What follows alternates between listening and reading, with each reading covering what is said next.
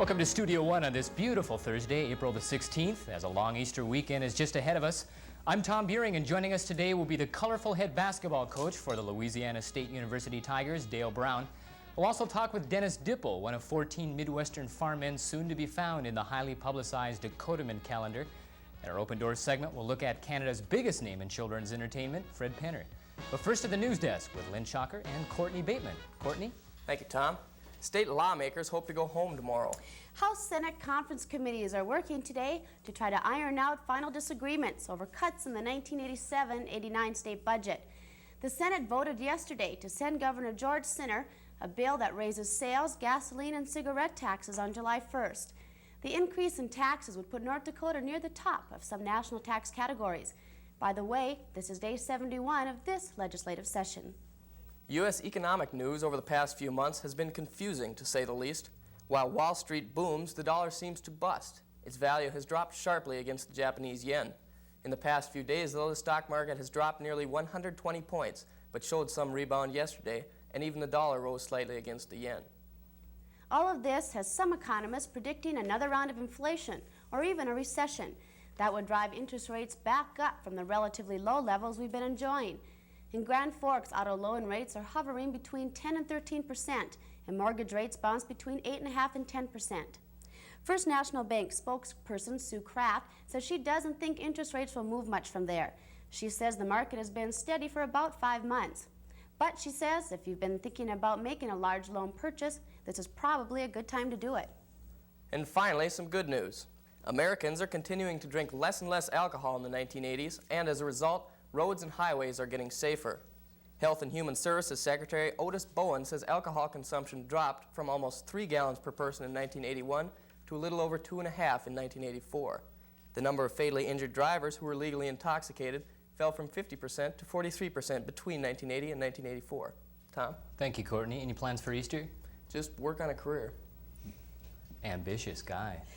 Thank you, Lynn. When we return, we'll look at the weather plus much more right here on Studio One.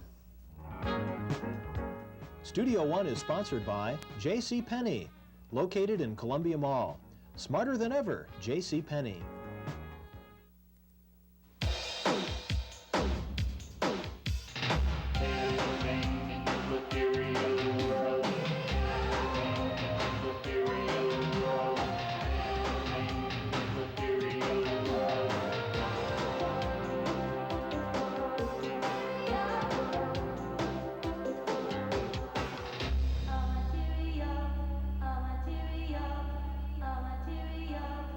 Please volunteer for the American Red Cross.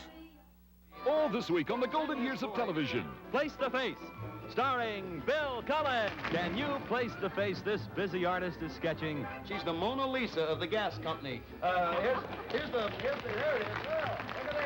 12 years ago, at a party, Joanne Gilbert gave him a black eye because he tried to kiss her.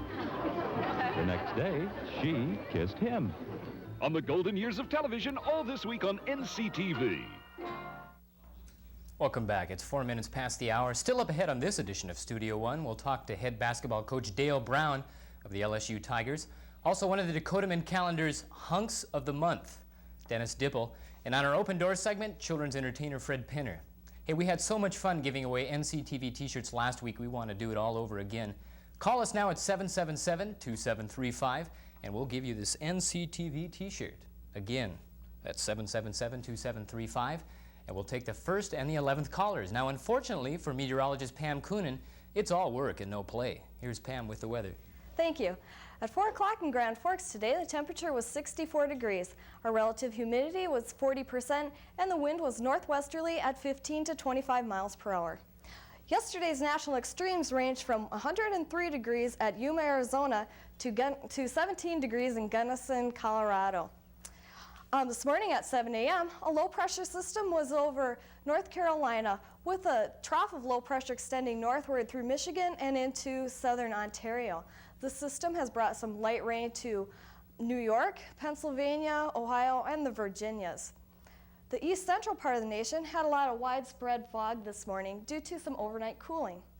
Affecting our area was a low-pressure system in southern Montana with a cold front extending southward into Nebraska. The Rocky Mountain states are dominated by high pressure today. A low pressure system is in northern British Columbia, and a cold front extends southward from this low. We can see part of that cold front here in northwestern Washington. And this system has produced some light rain in Washington and Oregon. It's a fast-moving system and will affect our area tomorrow morning. I'll be back later with tomorrow's forecast and a weekend outlook. Tom? Okay, thank you, Pam. Say something you and the rest of us may want to put on our do not forget list. All next week will be Professional Secretaries Week. So if you're overdue on expressing some appreciation, here's the perfect opportunity to show some. When we come back, one of college basketball's notable head coaches, LSU's Dale Brown.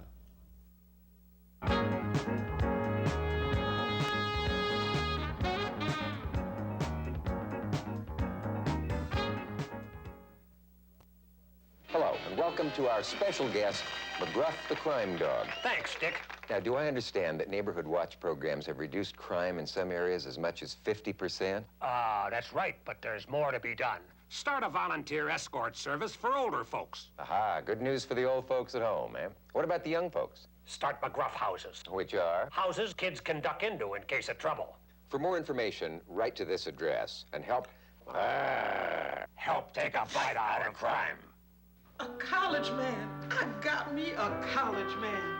But, Mom, we can't afford college. Nonsense. You worked hard to get accepted, so I'll get you on that bus somehow. The United Negro College Fund has helped thousands of students, but the fact is, the job's not done. There are thousands we can't reach, not without the funds. So support the United Negro College Fund. Welcome back to Studio One. If you're a fan of college basketball or even an admirer of college coaching, Dale Brown has provided you with plenty over the years, colorful images of intensity, both compassionate and competitive. He's been the focus of recruiting controversies, humane gestures of goodwill, and Final Four caliber basketball. Coach, it's good to have you with us. Thank you. It's always great to be back to North Dakota, and I'll tell you what, if this is the example, we were watching you inside of apprenticeship. We can hire you in Baton Rouge right now. You're better than most of them. Well, how much do you owe you for that one, Coach? We'll give you some jambalaya and feely gumbo. Basketball recruiting, it's good to be back in Minot. Why are you up here? Well, there's an NCAA rule which just about prohibits you from breathing, but I did it today. You can't talk about recruiting, but I did come into the area. I can't give specifics for recruiting. I've been very fortunate being an ex-North Dakota, and I've watched North Dakota ball, and one of the greatest players we ever had at LSU was Glenn Hansen from Grand Forks. So I'm very partial to North Dakotans. I think if I was going to fight a war or build a bridge, I'd come here to get 100 of them because they have a good work ethic and they're honest people, and so we think that's true of some athletes that we can bring in there. Let's talk about recruiting. When you go out and recruit 17-year-olds all over small-town USA, do you see any bit of Dale Brown in those 17-year-olds? Well, I would like to take the things that I wasn't very good at and not see it in some people, but there are some things that I think I was good at. I was diving on the floor for a loose ball. I had a good work ethic. I've been working since I've been 9. I loved the sport, and I didn't expect anybody to give me anything. And we literally go over a small-town world. I just came back from Russia on a recruiting trip, tried to recruit Arvydas Sabonis. And it's amazing, North Dakota people usually underestimate themselves. Roger Maris and I were very good friends, and he said that was one of his major problems. Lawrence Welk and I have become very dear friends, and he said early in his career it was one of his problems. So North Dakota people normally are better than they think, and that's why if you can get a good one to come, they'll make it big time. Glenn Hansen, again, being an example. He played in the NBA and was an all-conference player and was from little old Grand Forks, North Dakota. Now you're an intense man. You're a passionate man. Your courtside manners and your standoffs with NCAA regulations kind of reveals a bit of a fiery streak of competition, but also a compassionate man you are. Well, I hope I am. What motivates you? I think I do like people. I also believe one of the great poets, a Jewish man by the name of Yashinsky, was in a concentration camp in World War II. He finally got out of that, then wound up dying in a communist concentration camp in Poland. And he said something that's burned into my mind forever. He said, "Fear not your enemies, for all they can do is kill you. Fear not your friends, for all they can do is betray you. but fear indifference, because that's what perpetuates evil in the world. And I think that's true. And I watched a mother that was intimidated by welfare workers and landladies, and couldn't have been a nicer person in the world. And I just am motivated to try to do what's right and speak my piece. And I don't have a problem doing that, because most North Dakotans do that by birth. And Coach, you grew up fatherless for the most part. Yes. Are you a father to your basketball players? Is that part of that motivation? I don't try to be. I'm not trying to be Father Flanagan, and I'm not trying to be Attila the Hun either, but it's a very simple philosophy. 2 and 2 is 4. I told the kids today at Grand Forks Central, I've been at coaching 30 years. I've lived on this earth 51. No one's ever parachuted out of the sky and given me anything. And most people spend a lifetime looking for something for free. And I try to be a disciplinarian. I have a 24-year-old daughter that graduated a year ago from LSU without trying to be a member of the Third Reich. I think discipline's a beautiful word. I think it gives you freedom. Everybody's talking about freedom. I don't think you can have freedom until you have some discipline in your life. How about related to courtside manners of coaches? When you are 20 feet away from Bobby Knight and a chair goes flying across and you're caught up in the middle of a game emotionally, do you perceive that different during the game, and then you go home 2 weeks later, see Bobby Knight throw another chair across the floor? How do you handle courtside manners? Well, I perceive it very simply that I've coached 30 years. There's never been a technical foul that I've ever received that I didn't deserve. I either got it because of my big mouth or my actions. But I believe that America, you are treated equal. And I don't believe Bobby Knight or Dale Brown or Benito Mussolini, if he came back off his grave and decided to coach, I don't believe anybody should not have to live by the rule that's there. My argument with Bob Knight is the fact that as a double standard, he talks one thing and then practices something else, and he should get a technical foul just like I should get. The rule's very simple. There's a line drawn on the court, you're not supposed to cross it, it's a technical foul. Because he's won a gold medal, because he's won a national championship is a wonderful accomplishment, but it doesn't impress me. If I speed going to Fargo today, I don't expect to say, because I'm Dale Brown, some highway patrolman is going to snap his finger. And the same thing goes with my daughter. When she went to LSU, I said, you get any tickets, young girl, you're going to pay them. And the police chief's a good friend of mine. My argument, you know, is not to be self-righteous. You point one finger at somebody, you have 3 pointing back at yourself. It's indifference. He intimidates a lot of people. Well, I just happen to be one guy he's not going to intimidate. And the system intimidates people at times. He did wrong. He should have been penalized for it. It was wrong that the people didn't criticize him or give him his penalty at the time. And so I'm going to mention it to people. Maybe next time it'll happen. Okay. Coach Dale Brown, it's a privilege. Thank you. We appreciate you taking it. the time. Louisiana State University head basketball coach Dale Brown. Studio One continues after this.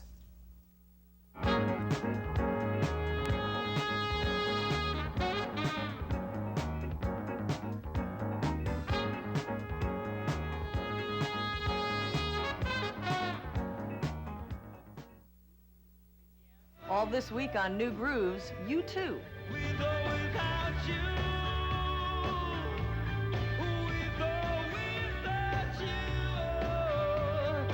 Level 42.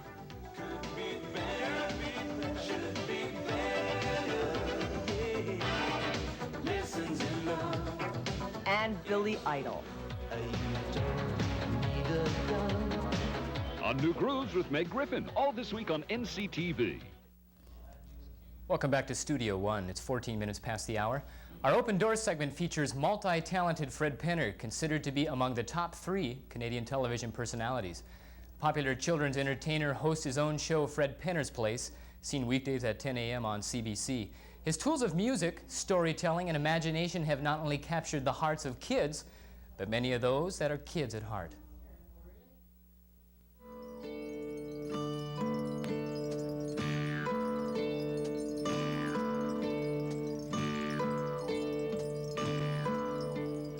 I never thought that I would be a performer as a profession. Nobody ever gave me that idea that I could do this and as a lifetime commitment.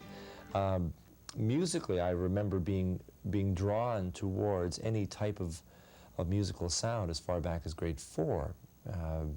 They would have a choir at a little elementary school, and I would get involved in it. In junior high school, from grade 7 to 9 in Winnipeg, any choir that came anywhere near, a church choir, a male choir, a mixed choir, I was involved in that. I did a lot of drama and theater at high school. you know, it's like I've just felt that this was some way of expressing myself, you know, getting out there and doing these things. And then all of a sudden one day I realized, after getting a Bachelor of Arts in Economics from University of Winnipeg, I thought, hold it, just a minute here. I'm not an economist. I have no desire to be an economist. What am I trained for? What have I ever done that's worth anything? I mean, my self-concept at that point was was nil. And then I realized that I could make music. I've got a number on my mind. I've got a number I can find. Just one nose and just two eyes. Numbers on my mind. Can you see a group of three? Three things right in front of me. Can you make a group of three? Numbers on my mind. Oh, I've got a number. Yeah, I find after a performance, which is billed as a children's concert, but it's very much a family event, I find the parents coming up to me and saying that they enjoyed the show as much as the kids did. And they're often surprised, you know, at that feeling, because there still is a thought that I'm trying to battle, that it's kiddies' music. You know, that well, if it's for children, I'm an adult now, so I mean, there's a break there. I'm not going to relate to it anymore. But that's totally wrong. The point is that we're all human beings.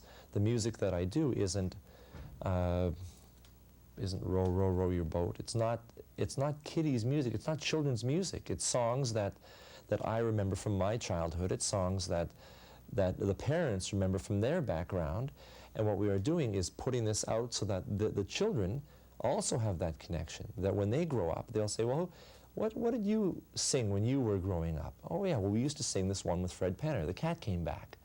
Oh, that's right, I remember that one. And it's a process that I'm involved in here. The process exists whether I'm here or not, but I'm a cog in this wheel of trying to make that triangular connection between the parent and the child and me and the parent. I mean, it's very organic what I'm trying to express here, but that's the way it works. And after a performance, I feel better, the audience feels better, because we've gone through a moment in time.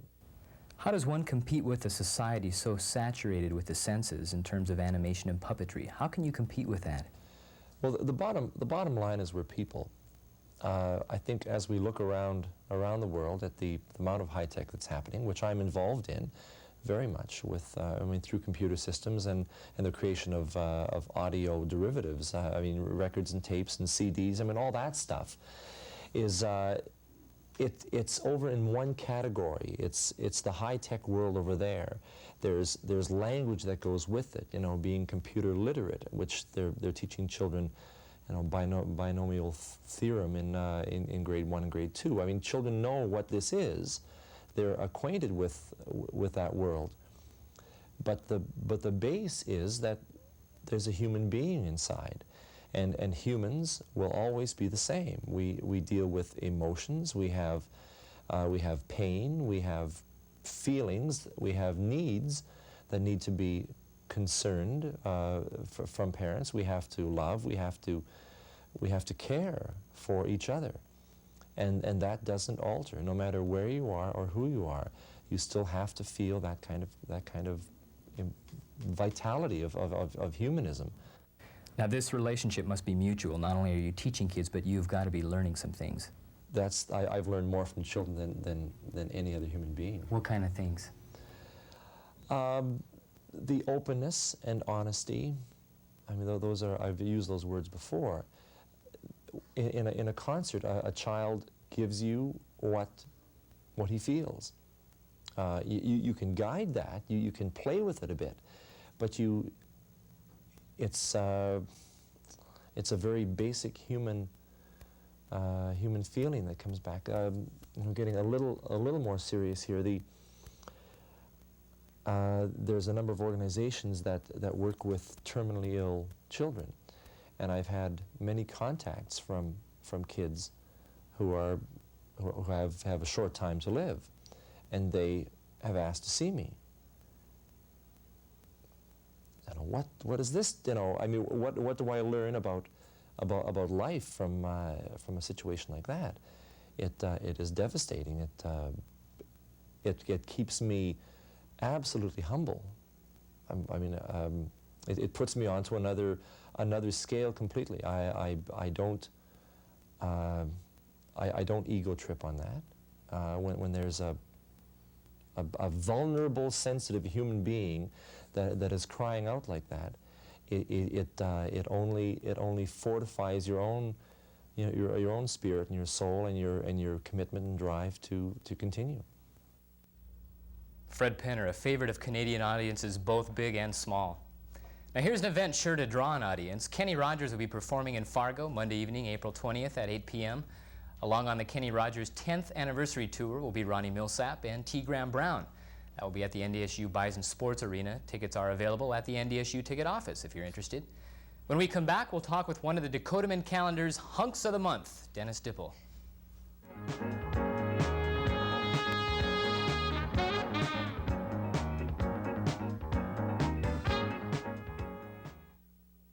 Children believe what their parents tell them. You're pathetic. You can't do anything right. You disgust me. Just shut up. You can't be my kid. You're worthless. Hey, stupid, don't you know how to listen? You're never going to amount to anything. Why don't you go find some other place to live? Words hit as hard as a fist. Stop and listen to what you're saying. You might not believe your ears. I wish you were never born. Take time out. Don't take it out on your kid. Welcome back to Studio One. It's 22 minutes past the hour. Now, last February, 44 single farmers competed in a calendar contest as an attempt to raise money for financially troubled farmers. Among the 14 finalists selected for the featured months December 1987 through January 1889 is Dennis Dipple, who, along with the other Dakota men, could raise as much as $90 million. That is an awful lot of money. Well, that's what they plan over the next 5 years. It's through the calendar sales, and then I think they're going to have benefit concerts and things like that, all done through volunteer work. And this has taken off, Dennis. It started as a simple, almost local project and has gone national. Can you explain a little of that? Well, it's not. I would say it's semi-local. It was started by a talk show host out in Los Angeles, California, a lady named Karen Tyndall, and another fellow he works with computers down there, Roger Jagger, or Larry, excuse me, and he's a brother to a farmer up here, Roger Jagger, who farms by Esmond, and I think it was the idea of hers, and then it took off from there, and then Roger up here at Esmond kind of got the people up here to sign up for the calendar deal, part of it. And what are the requirements to be the hunk? Oh, I don't know. I guess I was up to the women that were there that were judging. It was based basically on a semi-formal and a formal wear, and then they asked us questions that dealt basically with agriculture. And then that went on through the evening, and then they named the 12 finalists there. You have to be from either South Dakota or North Dakota, though, is that right? Well, I'm not too clear on that. They had people from Minnesota, North Dakota, South Dakota, but I think if you'd have been from Iowa or anything, they'd have taken it, so. Does it say a lot, Dennis, for the fact that it has taken a lady out in LA to initiate something that may be of a city subculture, doing calendar pinups, to raise money for a subculture of country farmers? Well, I think, she found what I guess I found myself when I was out to Boston and Chicago and New York, is that a lot of people don't realize what's going on in the Midwest. To them, it's just kind of a connecting point between the two coasts. And I think that's her objective, is to get people in the cities to find out what's going on out here in the Midwest. And you have some convictions yourself about breaking that stereotypical hick image, right? Well, I guess so. I might be going out to Harvard this fall to work on my MBA in finance and marketing, and I've got either this fall or next fall I can go, and it all depends how I feel. I'm just going to play it by ear right now, and I'm farming right now, and maybe I'll do it another year yet. So. What is the reaction from farmers? They supportive of what you're doing? Particularly the fact that you are farmers that are... Oh yeah, no, especially when they find out what it's for. It's basically going to be used for scholarships for farmers that probably will have to be moving out of the city due to financial difficulty, and they're going to use the money for other things. I think legal work and things like that. So it's going to be good. It's going to be for a good cause. By no means it's not going to end the financial difficulty that the whole agricultural economy is suffering from right now, but it's certainly going to help. How about this image that's portrayed? Has it been kind of a little bit of a transition from one image of a farmer to breaking into another more glamorous image? Any conflicts on that? Oh, I don't know. I guess people don't think of farmers being up in pinups, but yeah, it's a little different. You get a lot more notice from people, and I certainly don't. I don't think. What's the word I'm looking for? But when I watch these pageants with women, I certainly think a lot more of them now after I've been through this. I know what they're going through. So. And also, I hear one of the perks is for the fact of maybe drawing attention to the lonely male American farmer who is seeing a decrease and a decline in rural residents. That the image of the American farmer needs a wife. That may help. Thank you. Dennis Dipple, good luck. We'll find you a wife. You betcha. One of the 14 Dakota Men calendar hunk of the monthers. Studio One continues after this.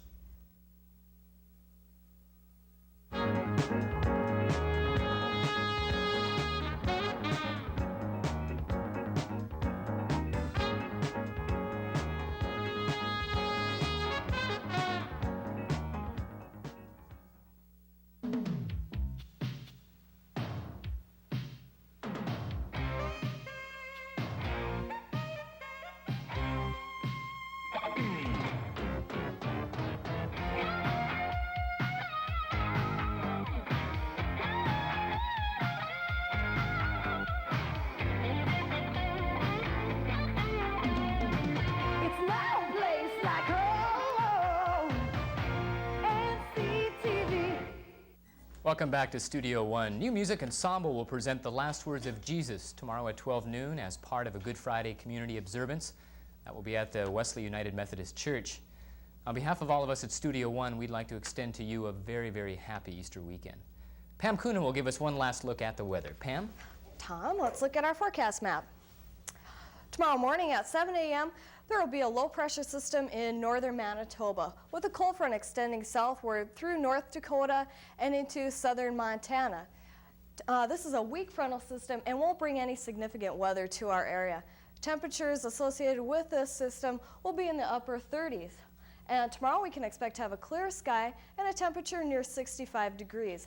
The winds will be northwesterly at 5 to 10 miles per hour. On Saturday, we can expect a high near 70 and the sky again will be clear. Then on Sunday, we can expect the high to be in the upper 70s. Looks like a great Easter weekend, so have a good one. Tom?